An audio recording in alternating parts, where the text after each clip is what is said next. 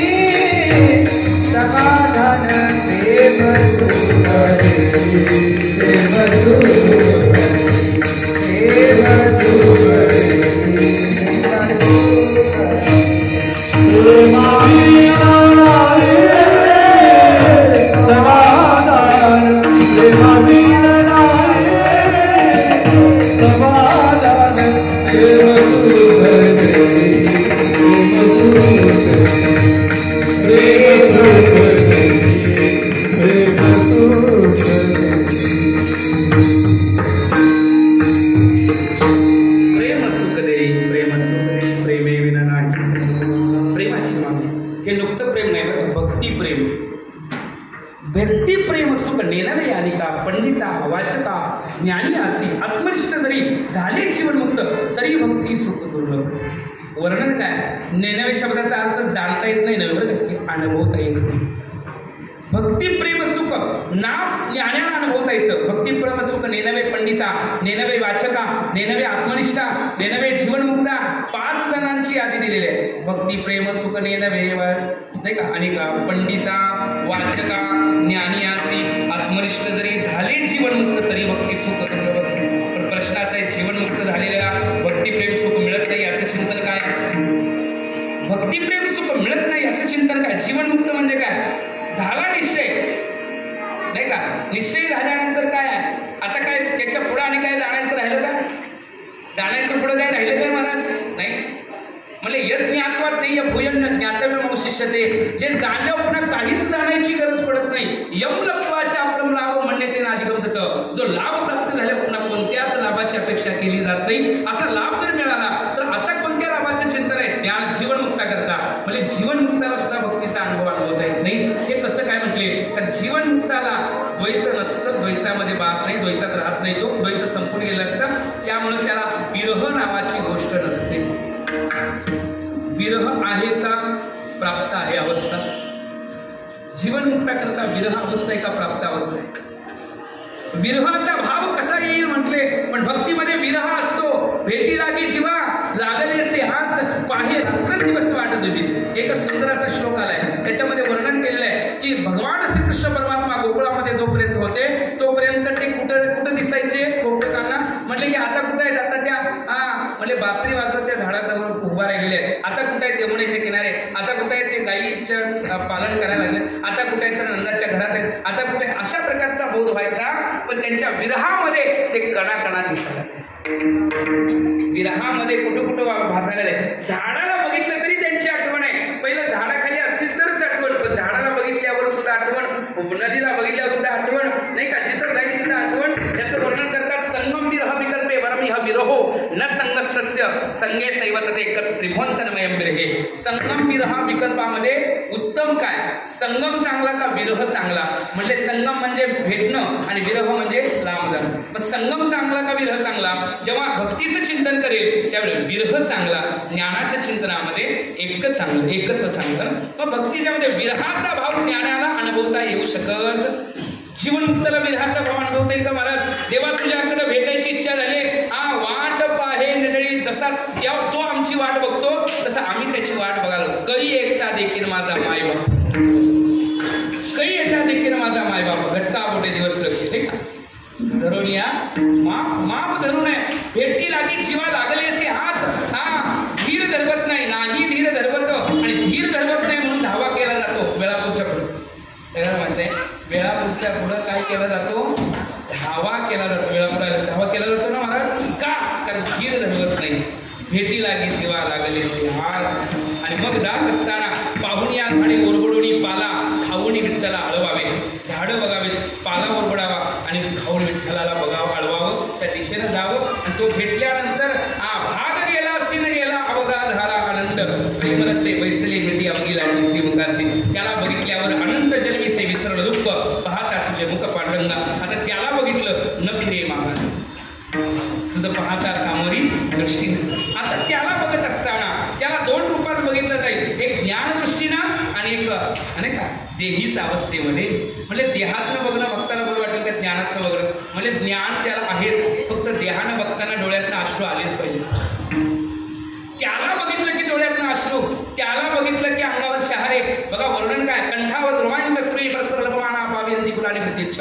नारद महर्षी म्हणतात कंठाचं अवरुद्ध होतं भक्ताच्या, अश्रू यायला लागतात. काय होतं, बोलता बोलता तो थांबून जातो, अंगावर शहारे यायला लागतात. या प्रकारच्या अष्टसात्विक भावाची प्रगटता ही ज्ञानाच्या ठिकाणी होईल का भक्ताच्या ठिकाणी होईल? ज्ञानाच्या ठिकाणी. म्हणजे मी ज्ञानाचं खंडन करत नाही, ज्ञान आहे आणि ज्ञानानंतर चालते ती होती. ज्ञानानंतरच्या भक्तीचं वर्णन चालू आहे. ज्ञान बिना ज्ञानाची भक्ती करून चालत नाही. मग सांगितलं तर सुखसुखिता नसते त्याच्यावर. त्याच्या सुखामध्ये माझं सुख हे ज्ञानोत्तर भक्तीमध्येच येतं. नाहीतर ज्ञानापूर्वीच्या भक्तीमध्ये अपेक्षा असते की मला काहीतरी स्वसुख सुखिता असते. एक असते उभय सुख सुखिता, दोघांनाही सुख होईल म्हणून भक्ती करणं, माझ्या सुखाकरता भक्ती करणं. म्हणजे पंढरपूरला मी का जातो, देवाला सांगतो देवा एवढ्या वाऱ्या केल्या, एखादा बरं का सगळे नव्हे, एवढ्या वाऱ्या देवा केला, कसं तरी आमच्या घरातलं तेवढं बघा, वरचा मजला कवा पूर्ण व्हायचं. देवाकडं कुठल्या वेळी वाऱ्याला गेले की देवा पोराच्या लग्नाचं तेवढं कसं. आपल्या मागण्या बदलतात का, थोडं थोड्या बदलतात, पण अपेक्षा काही बदलत प्रत्येक वेळेस जाईल त्या अपेक्षा.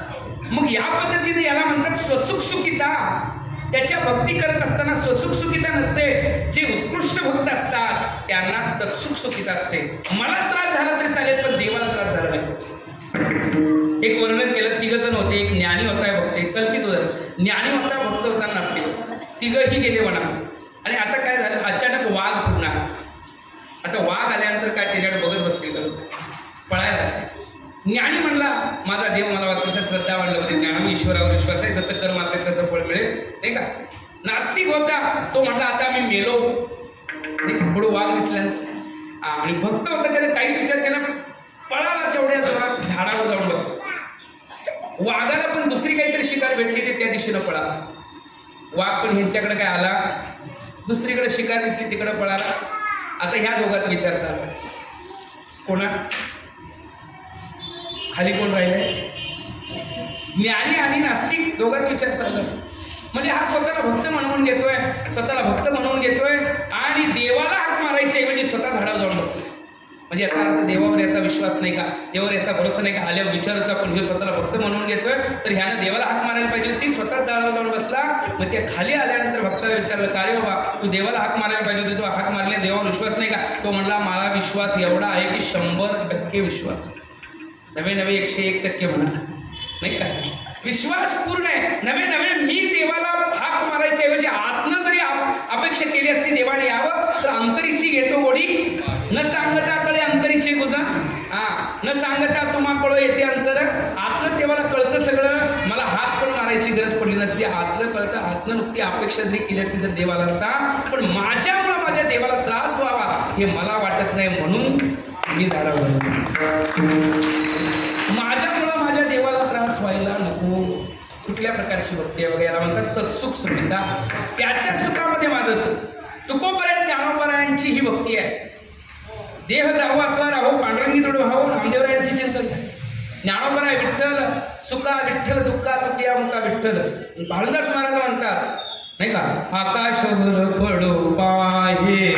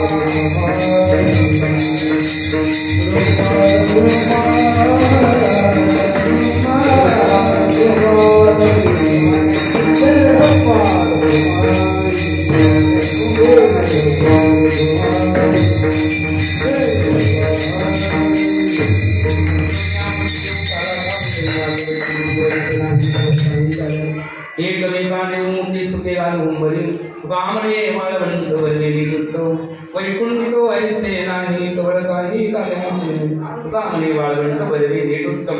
बरवे शब्द आहे, नीट शब्द आहे, उत्तम शब्द. बरवे आहे, नीट आहे, उत्तम. वाळवंट शब्द का वापरला?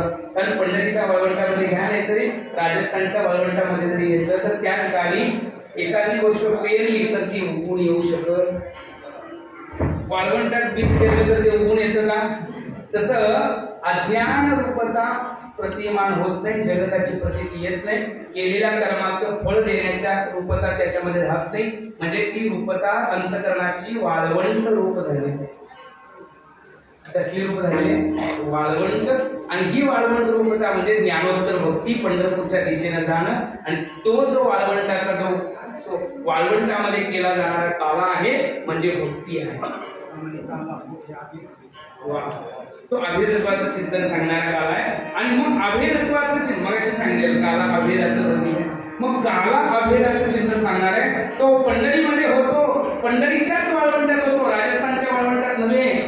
पंढरीच्या वाळवंटामध्येच नामचिंतन होतं, पंढरीच्या वाळवंटामध्येच भक्ती होते. आणि त्या भक्ती म्हणजे प्रेमरूपता, नामचिंतनता, लुब्धनी नादी लागली समाधी मूळचंद्रना लोकारे ज्ञान गिलोणी गावा गोविंदा तिथंच आहे. त्या आनंदाला जोडाच नाही आनंदास ती जोडा सांगता गोष्टीला त्या आनंद काय आहे? आनंद देतीचा मुख्या शिवाच्या धैर्य ऐकते काणी. त्या आनंदाला उपमाच नाही, जोडा नाही, उपमा नाही. आनंदाची रोही आनंद तरंग आनंदाची आनंदाची म्हणजे अवस्था देहानंतर का देहीच विदेही, देहीच विदेही होऊ दशा म्हणून उपसोनी आवडती येऊ काला का उदय भाग. वैकुंठितो ऐसे नाही कवळ काही कार्याचे एकमेका देऊ मुक्ती सुखे घालू उंबरी. वैकुंठितो ऐसे नाही कवळ काही कार्याचे तुका म्हणे वाळवंट बरवे नीट उत्तम. वैकुंठितो ऐसे नाही कवळ काही कार्याचे. विठ्ठल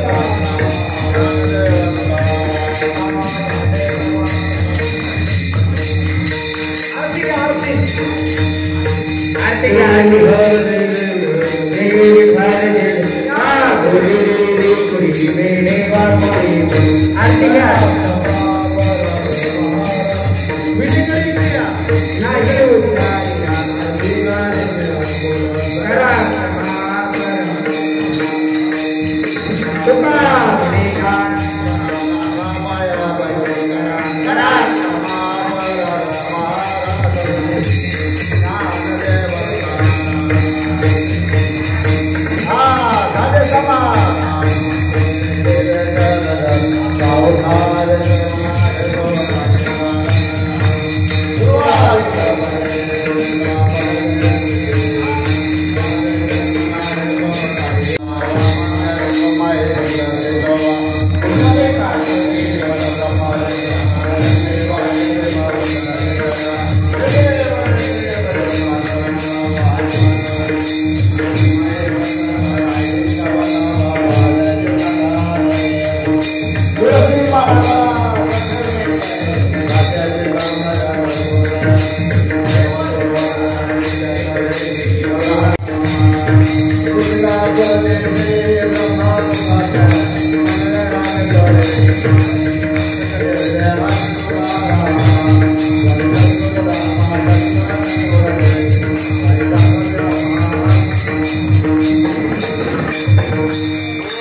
तय संताग